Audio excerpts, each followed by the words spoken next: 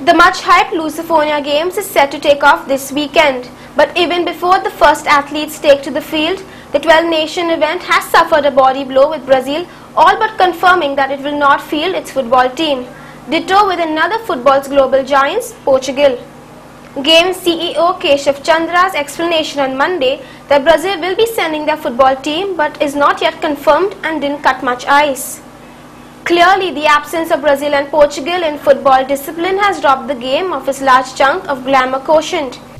Now, Brazilian football team, we have been working very hard, and there is a big time difference, so we have to stay awake throughout the night to correspond with Brazil, and because that time it's daytime there in Brazil and when it's night here, and we have been corresponding, and we have made some headway, but it's not final, so I would not be able to confirm you now that whether the team is coming or not, but we are still working very hard on it, and take my word, we'll definitely put in our best to somehow get Brazilian color here, but still probably there is a way to go.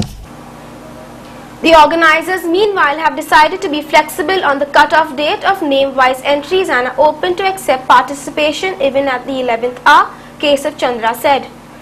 This in a way has turned the event into an organizational nightmare in terms of making sure transport, accommodation, practice facilities and other logistics are put in place. See, cut-off date, as you all know, was 18th December, but things are beyond your hand. That when the countries they give you number, then the numbers fluctuate wildly, and either we take a call that okay, fine, beyond this date I would not entertain any entries, but there are countries which have submitted the entries a day before or 2 days before. So the official entry, and when you ask them relentlessly, we have been trying to contact them.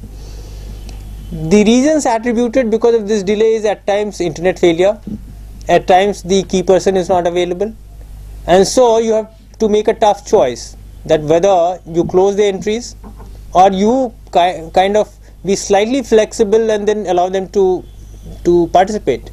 After having put in this much of effort and money and everything, it common sense says, and everybody's opinion is, that at least if it is not disturbing your whole schedule and put games in disarray, please accommodate as many as possible, and that's why we are trying to the last moment that we have the maximum participation.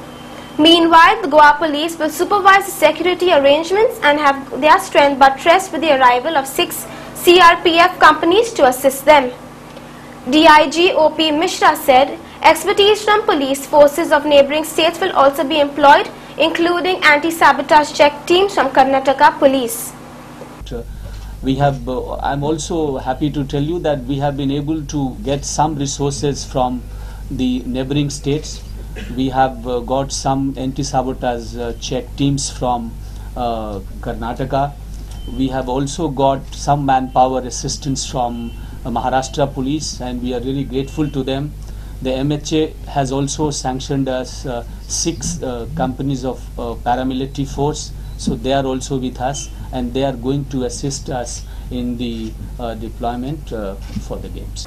Meanwhile, to lighten the burden of citizens living in the vicinity of the various stadiums that will be hosting the games, 24-hour access passes will be issued to them, Mishra said. Irrespective of the event's success or otherwise, one cannot ignore the silver lining in the form of the world-class sports infrastructure that the state government has managed to put in place in record time. The Athletic Stadium at Bambolim, the indoor stadium for basketball and football at the Goa University campus, the multidiscipline Pede Sports Complex and the renovation of Nehru Stadium at Fatorda will be a major boost for Goa's sports fraternity.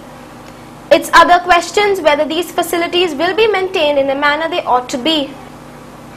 Past experiences with sports facilities in the state have left much to be desired, but hopefully Keshav Chandra and other top honchos at Goa Sports Administration will put down their heads to the quintessential responsibility so that the benefits of the whopping 200 crore plus investment is reaped by future generations of sportswomen and sportsmen.